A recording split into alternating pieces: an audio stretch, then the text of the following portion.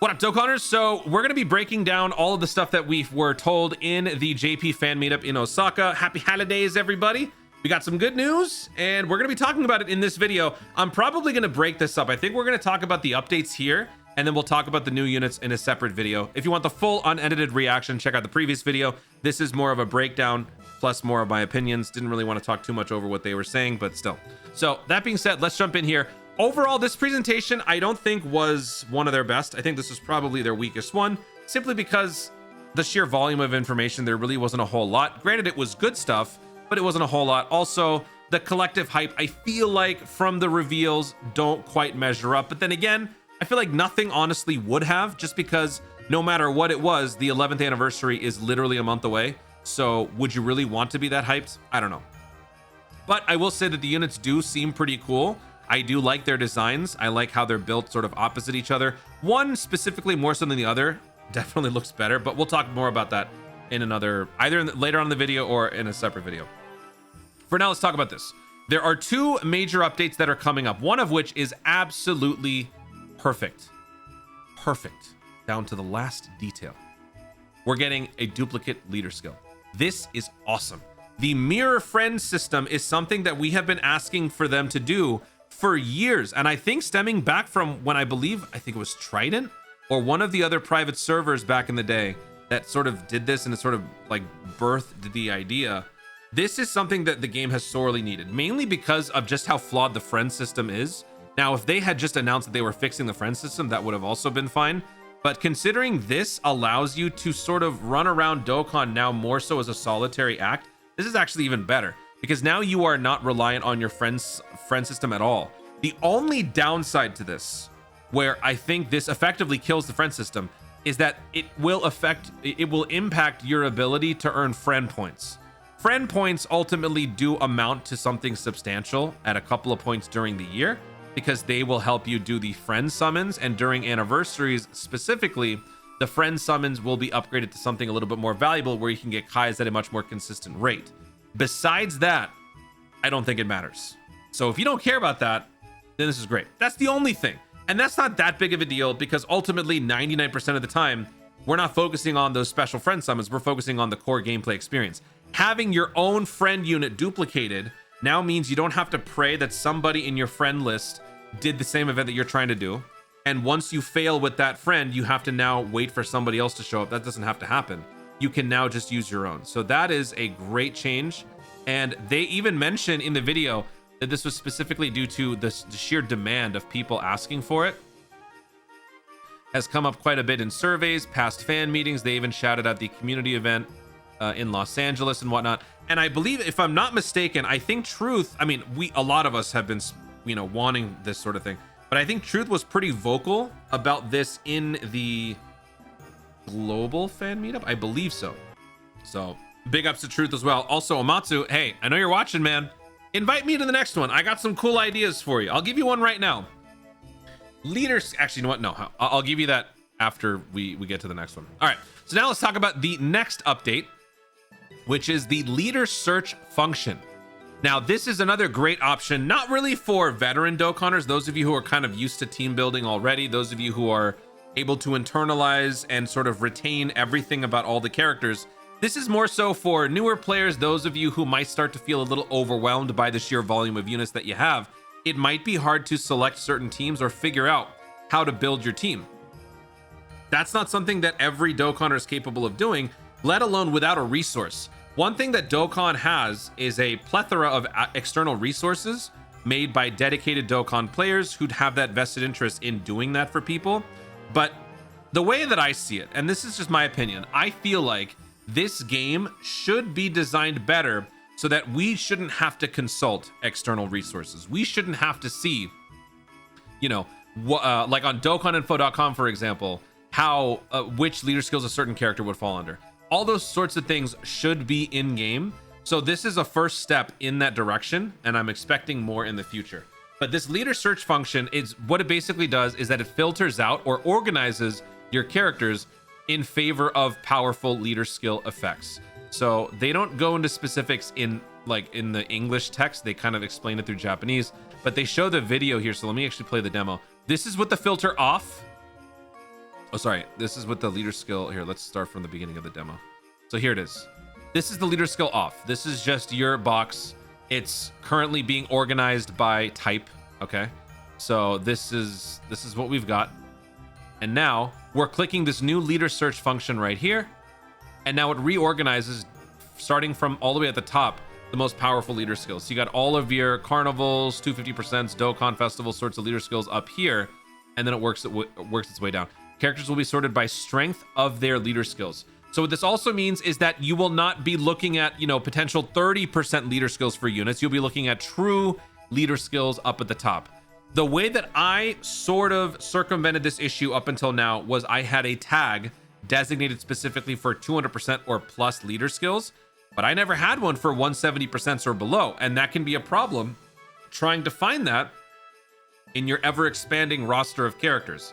So this does make things more favorable. If you're trying to filter by Shadow Dragon Saga and you don't know which character to choose from, well, if you pick Shadow Dragon Saga and you click leader search on, then all of the best Shadow Dragon Saga based characters will show up with their various leader skills.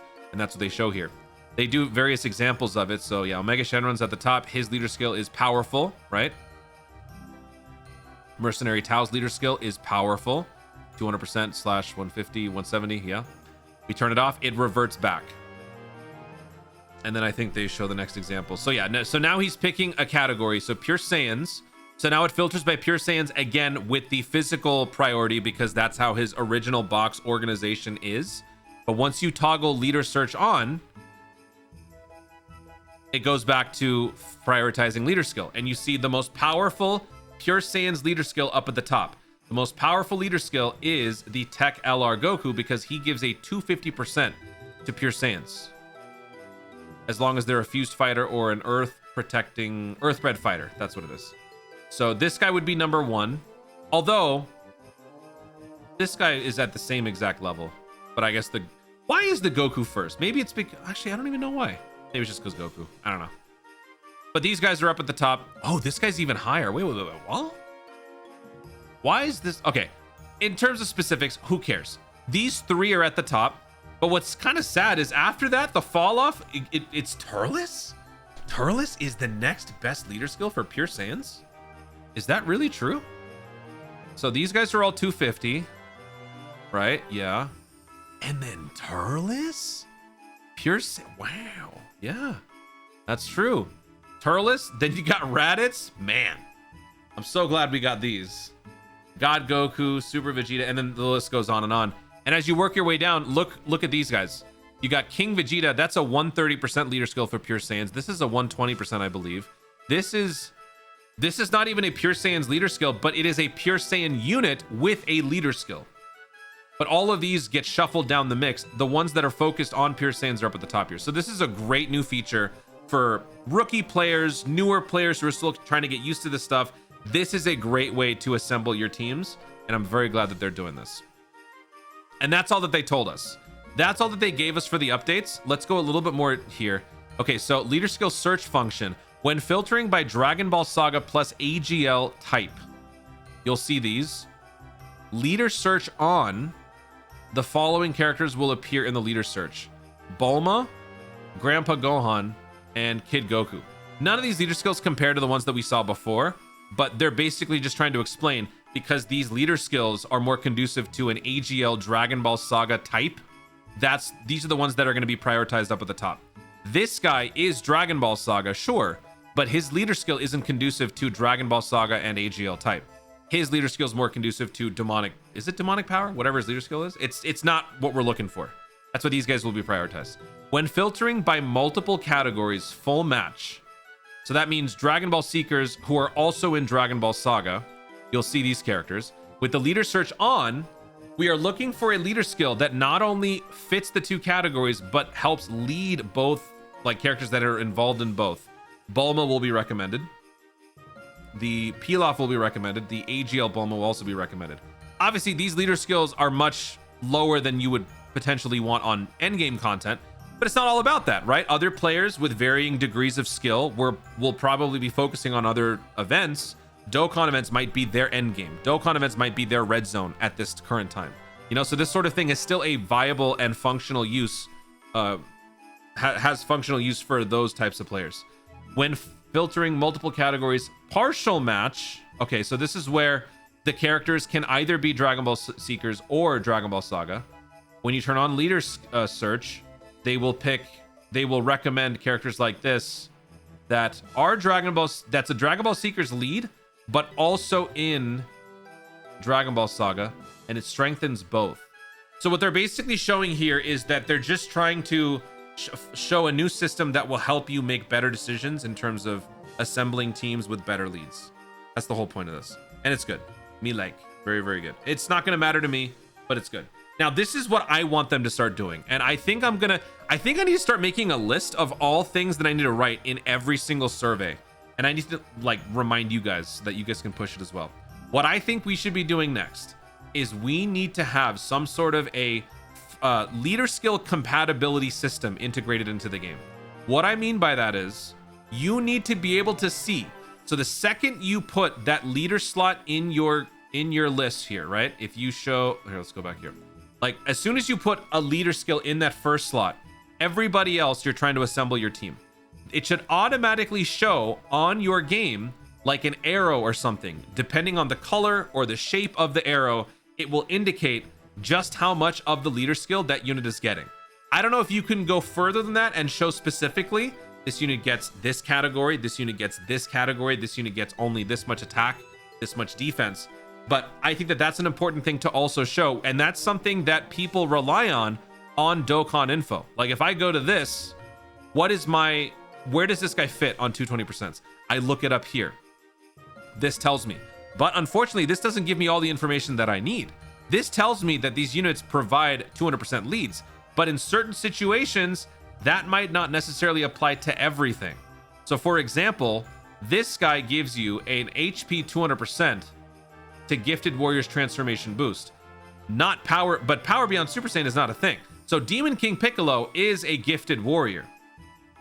So he's getting 200% as a leader skill just because of the HP. The stats are still deceivingly lower. So these types of little, minute details, I feel like the game should be able to tell us. We shouldn't have to consult an external resource. So I think that's going to be my next big push that I really want these guys to work on.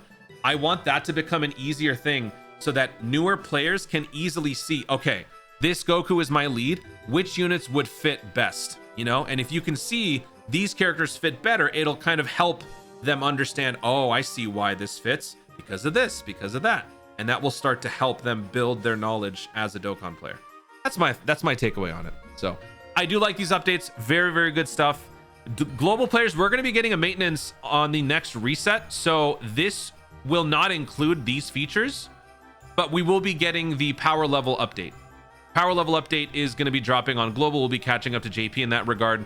And we will also be getting the Dragonstone Finder feature. So if you are someone who has not done everything out there, then that update will help you sort of organize your thoughts and, give yourself a bit of a to-do list on what to do to get your stones to sort of catch up. And there you go. Yeah, I'm going to save the unit breakdown for a separate video. This is a very, very good thing. Big shout out to Amatsu and the squad for doing this. This was a great move. Really, really happy with this. I just wish we got more in the breakdown or in the broadcast, but this is still really, really good. Guys, thank you so much for watching.